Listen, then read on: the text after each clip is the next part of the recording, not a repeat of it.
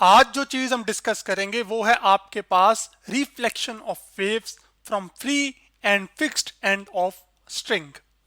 यानी कि वेव्स की रिफ्लेक्शन कैसे होती है स्ट्रिंग के अंदर, यानी कि रस्सी या किसी तार में, जब आप उसे किसी चीज के साथ फिक्स्ड एंड के साथ बांध दें या ना बांधें।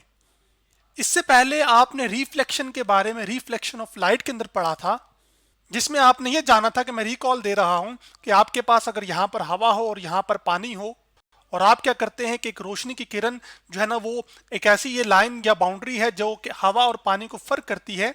इस पर अगर आप रोशनी की किरण गिराते हैं तो ये जो लाइट जिस एंगल पर इंसिडेंट होती है उसी एंगल पर क्या हो जाती है, रिफ्लेक्ट हो जाती है। इसी फिनोमिना को हम क्या कहते हैं, रिफ्लेक्शन ऑफ लाइट, या फिर यूं भी कह सकते हैं कि bouncing back of light rays when they hit a surface.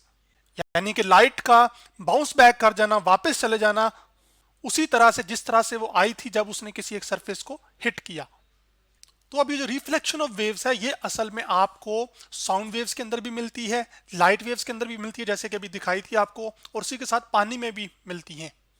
अब जो लाइट वेव्स हैं असल में आपके पास ये इलेक्ट्रोमैग्नेटिक वेव्स हैं और इनको ट्रैवल करने के लिए कोई मीडियम नहीं चाहिए होता, और इनकी रिफ्लेक्शन के बारे में हम पीछे जानकर आ चुके हैं। अब हमारा ये इंटरेस्ट है कि जो लाइट जो आपके पास वेव्स होती हैं वो इलेक्ट्रोमैग्नेटिक वेव्स से होने साथ साथ आपके पास कुछ मैकेनिकल वेव्स होती हैं।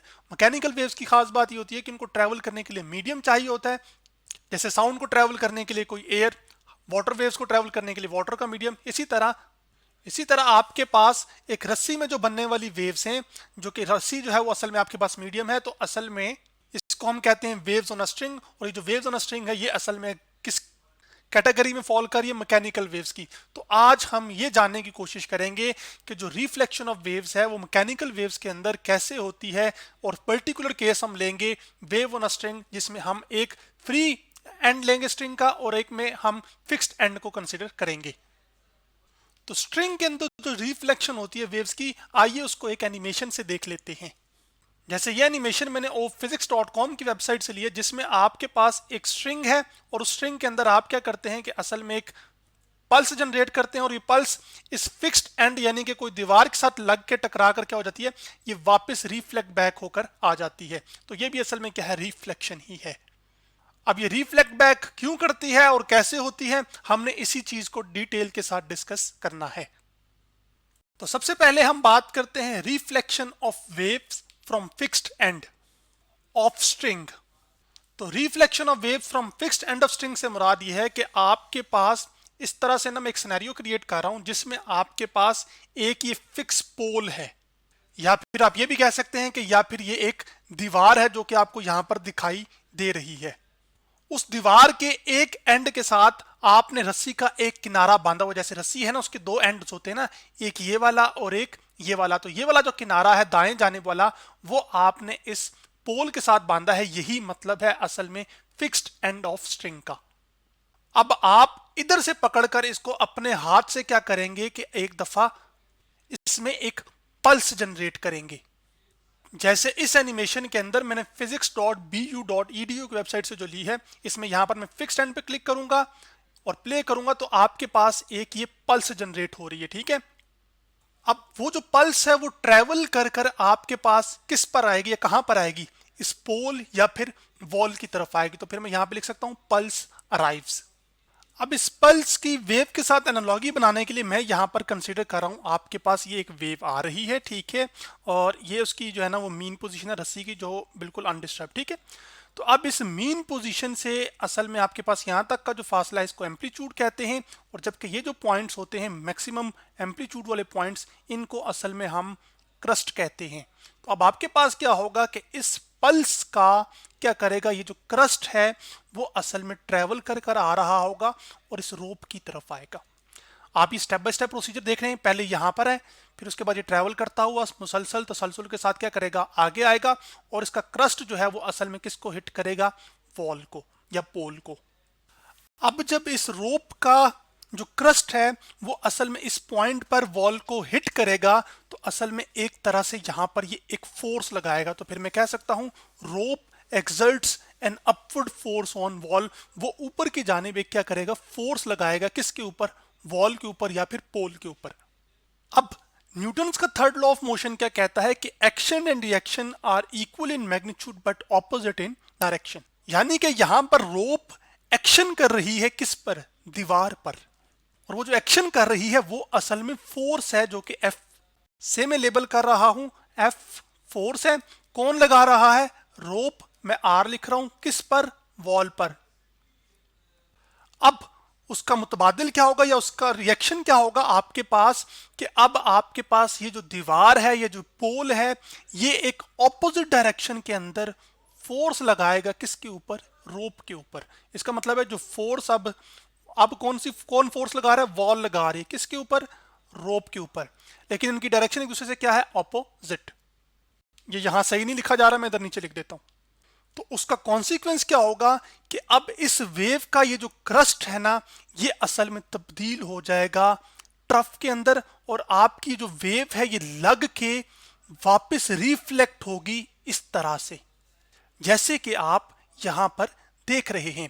तो इस वेव के अंदर अगर कंपेयर करूं तो ये जो पॉइंट है असल में ये इस वेव का ट्रफ है।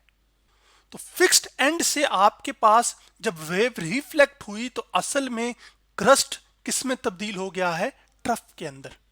और वेव पहले किस तरफ जा रही थी या पल्स किस तरफ जा रही थी? दाएं जानिब। जब वो वॉल के साथ या वॉल के ऊपर उसने फोर्स लगाई, फिक्स्ड थी वॉल या रो क्या कहते हैं पोल, तो उसकी वजह से अब वेव की जो डायरेक्शन है वो क्या होगी? वो बदल गई है। अब वो ऑपोजिट डायरेक्शन में उसके जा रही है। बिल्कुल उसी तरह जैसे रिफ्लेक्शन ऑफ लाइट के अंदर आपके पास जो लाइट है वो जो मीडियम की बाउंड्री है उसकी तरफ आ रही होती थी, लेकिन जैसे ही इसको लगती है तो मीडियम की बाउंड्री से दूर जा रही होती है।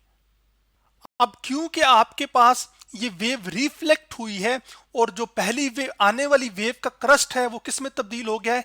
ट्रफ के अंदर। इसका मतलब है कि आपके पास फिक्स्ड एंड से जब रिफ्लेक्शन हुई है तो इस वेव का जो फेज है वो फेज चेंज होगा, और वो जो फेज चेंज हुआ है वो फेज चेंज होगा या फेज चेंजेस बाय 180 डिग्री, क्योंकि एक क्रस्ट और एक ट्रफ के बीच का जो फेज होता है या फेज डिफरेंस होता है वो असल में 180 डिग्री का होता है, जिसको हम पाई रेडियंस भी कहते हैं।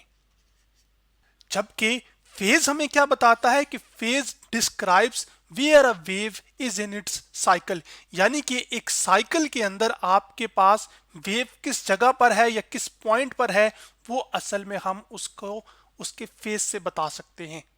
तो इस सिनेरियो के अंदर आपके पास जो क्रस्ट है शुरू में आपके पास जब वो फॉल किया तो वो किस में तब्दील हो गया? ट्रफ के अंदर। तो जो क्रस्ट और ट्रफ के बीच जो फेज डिफरेंस है, ये जो फेज चेंज आता है वो असल में पाई रेडियन का यानी कि 180 डिग्री का आता है। दूसरा जो तरीकेकार है वो इसको आप इससे भी समझ सकते हैं कि आपके पास ये जो रस्सी है ना, ये असल में एक रेयर मीडियम है, यानी कि इसकी डेंसिटी कम है, जबकि आपके पास ये जो पोल या जो दीवार है इसकी डेंसिटी ज्यादा है। तो जब भी आपके पास वेव रेयर से डेंसर मीडियम की तरफ जाएगी और रिफ्लेक्ट बैक होकर आएगी तो असल में आपके पास 180 डिग्री या फिर पाई रेडियन का फेज डिफरेंस होगा इंसिडेंट रे में और रिफ्लेक्टेड रे में। तो इस सिनेरियो में आपके पास ये वाली जो रे है ये रिफ्लेक्टेड वेव है, ठीक है, रे कहना भी मुनासिब नहीं, यहां पर ये रिफ्लेक्टेड वेव है, जबकि ये वाली आपके पास इंसिडेंट वेव है या पल्स भी कह सकते हैं। अब इसी चीज को आप इस एनिमेशन में देखिएगा। मैं यहां से फिक्स्ड एंड क्लिक करता हूं, फिर प्ले करता हूं, आपके पास ये पल्स ट्रेवल हो रही है, जा रही है, जा रही है, जा रही है। जैसे ये फिक्स्ड एंड पर टकराएगी देखिएगा रिन्वर्ट होगी है, उल्टी होगी है, रिफ्लेक्ट बैक होके आ गई है। अब हम बात करते हैं reflection of waves from free and of string. और यहां पर एक छोटा सा रिकॉल देना मैं भूल गया था। रेयर मीडियम हम ऐसे मीडियम को कहते हैं जिसकी डेंसिटी कम होती है, जबकि डेंसर मीडियम हम ऐसे मीडियम को कहते हैं जिसकी डेंसिटी ज्यादा होती है। चलें अब आगे बढ़ते हैं। अब reflection of waves from free and of string को हम इस पिक्चर से समझ सकते हैं।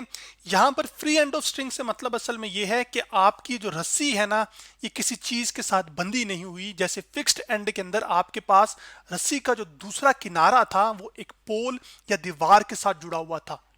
यहां पर आपकी जो रस्सी है ये उस कैद से बिल्कुल आजाद है, किसी पोल के साथ आपने इसको जोड़ा हुआ नहीं है। इसी वजह से आपको यहां पर एक ये रिंग दिखाई दे रहा होगा, जबकि आपके पास इस सिनेरियो में कोई रिंग नहीं था फिक्स्ड एंड के अंदर। अब reflection of waves from free and of string को सबसे पहले हम एक एनिमेशन से देख लेते हैं। अब मैं उसी एनिमेशन पर वापस आ गया हूं। अब मैं फिक्स्ड एंड की बजाय चूज करूंगा फ्री एंड। यहां पर फ्री एंड चूज किया, फिर यहां से मैं प्ले करूंगा। जब प्ले करूंगा तो आपके पास पल्स जनरेट हुई, तो आप फर्क देखिएगा आप कि आपके पास ये वेव लगेगी और वापस उसी तरह वापस आ जाएगी। जबकि फिक्स्ड एंड में क्या हुआ था कि आपकी वेव उल्टी हो गई थी। जैसे अब मैं फिक्स्ड एंड पे करके दिखाता हूं और प्ले करता हूं, तो आप ये देखेंगे कि आपके पास ये वेव यहां से ना इस तरह से आएगी, वापस ये जाने लगी नीचे की तरफ, ये रिफ्लेक्ट हुई। तो ये फर्क है दोनों में। अब ये फर्क क्यों आ रहा है, उसी की डिटेल डिस्कशन करते हैं। अब शुरू के ये 3 सिनेरियोज आपको ये बता रहे हैं कि आपके पास ये जो पल्स है, ये जो ये वेव है, ये क्या कर रही है, ये अराइव कर रही है किस पर, इस जगह पर।